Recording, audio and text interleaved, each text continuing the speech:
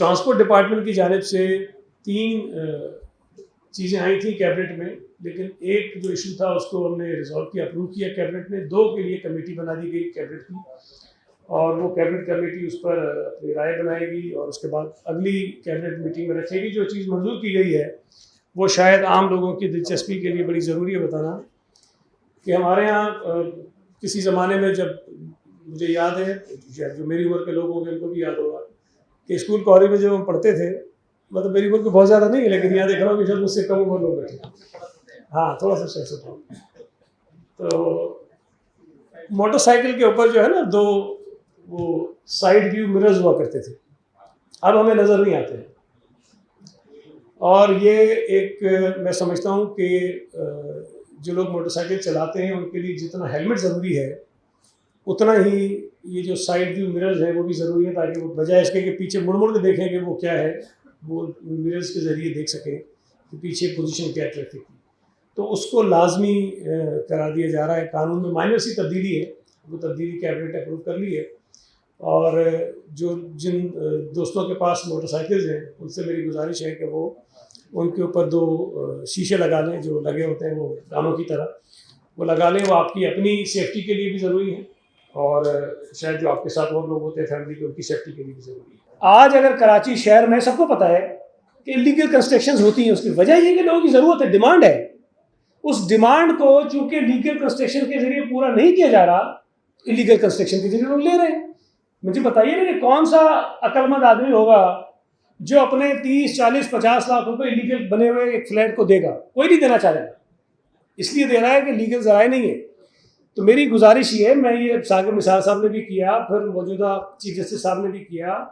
آپ بالکل اس بات پہ سختی کریں کہ کوئی غیر قانونی کام نہیں ہونا چاہیے، لیکن قانونی کنسٹرکشن، قانون کے دائرے میں رہ کر جو لوگ کنسٹرکشن کرنا چاہتے ہیں ہمیں ان کو سپورٹ کرنا چاہیے، ہمیں ان کو راستے دینے چاہیے، ہمیں ان کو انکریج کرنا چاہیے کہ وہ آئیں اور یہاں پر جائز طریقے سے گھر بنائیں۔ تو اگر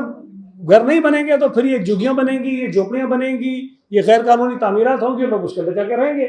یہ نسلہ ٹاور کا مسئلہ بھی تو دیکھیں نا، اسی طرح کا ہے نا، مطلب ہم تو کہہ رہے ہیں کہ بھائی اگر بنی گالہ میں وزیر اعظم کا گھر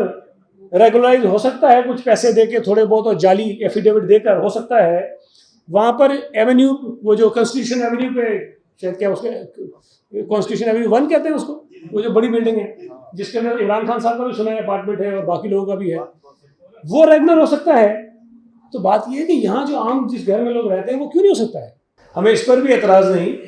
کہ اگر بحریہ ٹاؤن کے جمع شدہ پیسے سے سندھ کے لوگوں پر خرچ کرنے کے لیے پیسہ دیا جائے،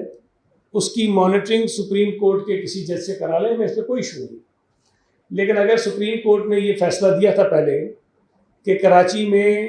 نالوں کی صفائی ہو اور نالوں کے آس پاس جو انکروچمنٹ ہے اس کو ریموو کیا جائے، اور اس انکروچمنٹ کے نتیجے میں جو متاثر ہوں گے لوگ ان کو ریہیبلیٹیٹ بھی کیا جائے، تو یہ ایک ایسا ایشو ہے جو سپریم کورٹ کے فیصلے کی وجہ سے پیدا ہوا ہے۔ ہم نے بار بار یہ کہا کہ ہم متاثرین کے لیے ظاہر کے نرم گوشہ رکھتے ہیں، ان کا حق ہے کہ اگر آپ کو کسی کی چھت سے متاثر ہو رہی ہے تو ہم ان کو چھت فراہم کریں، ان کے لیے کوئی مناسب کمپنسیشن ہو، کوئی مناسب ان کی ری سیٹلمنٹ ہو، لیکن ظاہر ہے کہ یہ کوئی ایسا کام نہیں ہے جس کے اوپر چند لاکھ یا چند کروڑ روپے خرچ ہوں گے، اس پورے منصوبے کے لیے اربوں روپے درکار ہیں، اور ہم نے اس پیسے میں سے ان متاثرین کے لیے پیسے مانگے ہیں جن کو سپریم کورٹ ہمیں یہ حکم دے رہا ہے کہ ان کو آپ ریہیبلیٹیٹ کیجیے۔ آج کیبنٹ نے لوکل گورنمنٹ ڈپارٹمنٹ کو یہ کہا ہے کہ چونکہ زمین آئیڈینٹیفائی کی ہے سندھ گورنمنٹ نے پہلے ہی، ہم وہ فری آف کاسٹ دینے کے لیے پہلے بھی تیار ہیں، اور اس پر جو ڈیولپمنٹ کے اخراجات ہیں اس پیسے کے لیے، اس کے لیے وہ ایک بنائیں، اور انیشیلی سندھ گورنمنٹ 1 ارب روپے اس میں جو ہے وہ دے گی، اور اس کو ہم آگے بڑھانے کی کوشش کریں گے۔ 15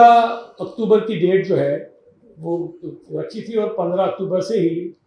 فوڈ ڈپارٹمنٹ جو ہے وہ گندم کی ریلیزز کا آغاز کر دے گا۔ جو قیمت ہے گندم کی رکھی گئی ہے 40 کلو گرام کی، وہ چونکہ پورے ملک میں یکساں قیمت کے جو ہے فیصلہ وہ اس کو ہم نے برقرار رکھا کہ جو فیڈرل گورنمنٹ نے، پنجاب نے یا باقی صوبوں نے کیا ہے، ہم اسی پر چلیں گے، اور اس کی وجہ سے ہمیں جو ہے تقریباً 13 ارب روپے جو ہے وہ سبسڈی سندھ گورنمنٹ کو دینی پڑے گی گندم کے اوپر. 12.98 بلین، تقریباً 13 ارب روپے کی سبسڈی ہوگی. اور یہ جو 100 کلو گرام، اگر میں کہہ دوں 40 کلو گرام کی بات نہیں کرتا ہوں، 100 کلو گرام پہ یہ بنیں گے 4,875 روپے غالباً.